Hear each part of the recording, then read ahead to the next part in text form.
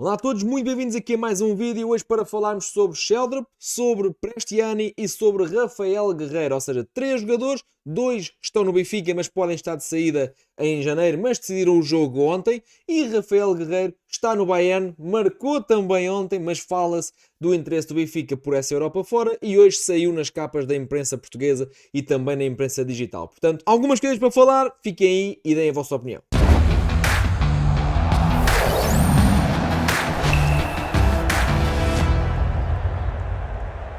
Então vamos arrancar já com o rumor do mercado e tirar isto aqui, o elefante da sala, tirar isto aqui já da frente. Rafael Guerreiro, um jogador que não deve nada a ninguém, ou seja, tem os seus créditos bem formados. Ele tem aqui uma carreira muito interessante por terras alemãs.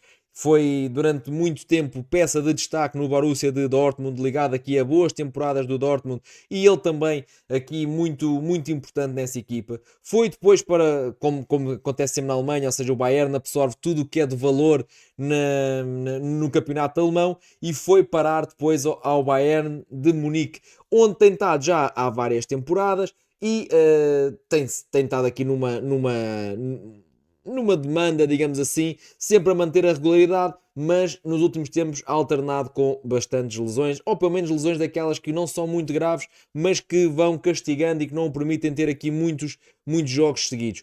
O Rafael acaba por ser aqui um jogador também internacional português, não tem ido à seleção agora, mas tem sido aqui um jogador também ele muito associado a uma boa época da seleção, ou seja, teve no Euro, no Euro de 2016, quando Portugal foi campeão da Europa, teve também em campeonatos do mundo, ou seja, estamos a falar de um internacional que está ligado a uma fase de crescimento na seleção de Portugal. Estamos a falar de um lateral esquerdo que está ligado aqui ao futebol alemão há muitos anos e que sempre nos clubes grandes, ou seja, no Dortmund e no Bayern Munique.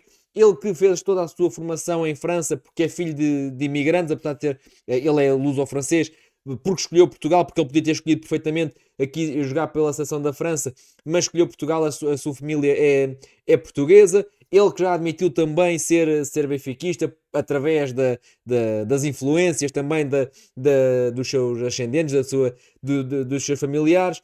Portanto, acaba por ser aqui um negócio interessante, visto que o jogador, apesar de ter um ordenado tal e qual como está, eventualmente incomportável para o Benfica, mas vai fazer 32 anos agora nas vésperas do Natal deste ano, ou seja, ali a 22 de dezembro, segundo me lembro do que fui ver, faz 32 anos, alinhado aqui com o Rafa e com o Dybala que se tem a falar também para o Benfica, 32 anos, mas acaba por ficar livre também no verão e o Benfica poderá querer em janeiro antecipar esta chegada de Rafael Guerreiro ao Estádio da Luz. Há aqui um senão, que é o Rafael tem estado a jogar com mais ou menos regularidade, mas tem estado a jogar e ainda ontem marcou no Bayern Munique. Ontem nem sequer lateral esquerdo jogou, muitas das vezes como quase o número 10 e acabou por fazer o gol. Jogou muitas das vezes como a partir da direita, a partir da esquerda, como extremo, interior, que ele não é bem um extremo. Ele começou como lateral esquerdo, mas é um jogador muito inteligente, com uma técnica muito apurada, bate bolas paradas como ninguém. O pé esquerdo tem olhinhos, tem muita qualidade naquele pé esquerdo, então livres. Acaba por ser aqui um grande batedor de bolas paradas, mas depois também no campo, em jogo corrido, é um jogador muito inteligente e isso tem feito com que os treinadores que vão lidando com o Rafael Guerreiro no seu plantel tenham adaptado Rafael Guerreiro à ala esquerda, lateral esquerda era a sua posição, lateral esquerdo, ala esquerdo, médio centro, às vezes até como médio defensivo, outra vez como 10, outra vez como extremo esquerdo, como extremo direito, ou seja, ele tem corrido praticamente o campo todo, lateral direito também, tem corrido praticamente o campo todo devido à sua inteligência tática. Muitas das vezes é daqueles jogadores que não se dá por ele em campo, mas é daqueles jogadores muito fiáveis que qualquer treinador gosta de ter e prova disso é que o Bayern se reinventou, saíram jogadores, entraram jogadores, os anos passam e o Rafael vai ficando e vai ficando a jogar. Além disso, como eu estava a dizer, é também um lateral que tem gol, ou um jogador que tem gol, faz sempre aqui 5, 6, 7 golos, às vezes mais por temporada, muito devido à bola parada, mas ainda ontem marcou e não foi de bola parada, portanto estamos a falar aqui de uma compra que eu não colocaria de parte, apesar da idade e apesar das lesões, porque acho que é uma posição que está muito carenciada no Benfica, a posição de lateral esquerdo. Acho que o Dal tem cumprido, mas acho que o Udal pode crescer muito mais, sendo sombra, por exemplo, de um jogador muito mais batido e muito mais rodado e de uma qualidade superior, como é o Rafael Guerreiro.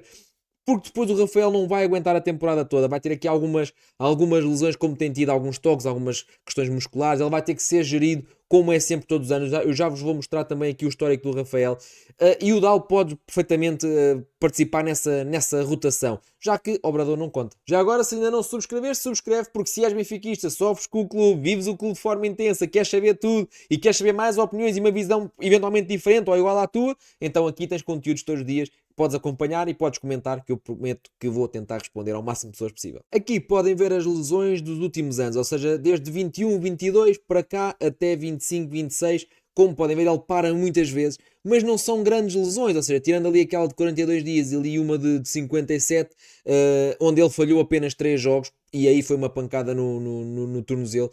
Falhou apenas 3 jogos, ou seja, aquilo até deve ter apanhado, deixem-me lá ver, ali o verão, portanto não foi algum tempo de paragem, mas não foi significativo para a competição.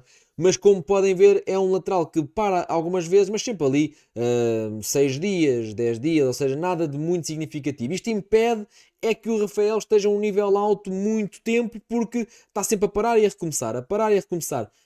Eu acho que baixando o nível competitivo, vindo para Portugal, que a competitividade, como vocês sabem, em Portugal está pelas horas da morte, saindo de uma das principais ligas da Europa, como é a Bundesliga, saindo de um dos principais clubes, como é o Bayern Munique, que luta por todas as competições. O Benfica também luta, mas a um nível diferente, ou seja, o Benfica não luta por uma Champions, o Benfica não luta por uma Bundesliga, é completamente diferente, ou seja, a intensidade do calendário do Benfica acaba por ser diferente.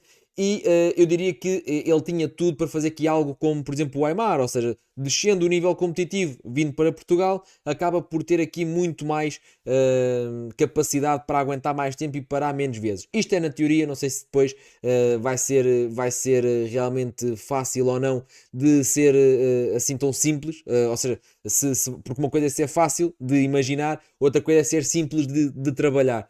E veremos o que é que, se isto se confirma ou não, mas acredito-me, este é daqueles que eu acredito que o Benfica esteja interessado, porque ficando livre em janeiro, livre para assinar em janeiro e livre de contrato em junho, eu diria, ou em julho, diria que o Benfica pode olhar para Rafael como uma solução imediata, tentando pagar aqui um custo reduzido e antecipar a chegada de um jogador que já disse que gostava de jogar no Benfica, um dia, que é benfiquista, que é português, que acaba por poder estar aberto a uma nova experiência, visto que na Alemanha já se fala que é praticamente certo que não vai renovar e que vai sair, portanto o próprio jogador poderá querer resolver a sua vida o mais rápido possível. Mostrando aqui o histórico do 0-0, como podem ver, tem sempre golo. Ele que ainda assim já leva 13 golos, 13 jogos nesta temporada e 3 golos e 2 assistências, ou seja, 13 jogos que não são completos, muitos deles, ou não são completos, e leva 5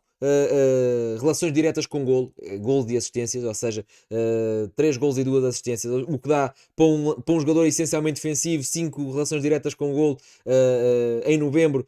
É um dado bastante assinalável. O ano passado teve aqui 8, 5 gols e 3 assistências. Depois acabou por ter aqui épocas acima, por exemplo, com 6 gols e 10 assistências, com 6 gols e 13 assistências. Ou seja, está sempre muito próximo também das zonas de golo. Tanto em jogo jogado como em bolas paradas, mas eu creio que nas bolas paradas então iria fazer muita diferença no Benfica. E acho que é daqueles jogadores que o Benfica acabava por crescer com ele, porque traz experiência, traz alguém que tem espírito vencedor. Por isso eu diria que se houver a hipótese de trazer o Rafael para a segunda metade da temporada, este era daqueles que não me fazia grande confusão, apesar das lesões, apesar das paragens. Acho que é um jogador que, quando joga, acaba sempre por acrescentar. Tem gol, tem assistência, joga bem. Português, benfiquista, este aqui não me opunha.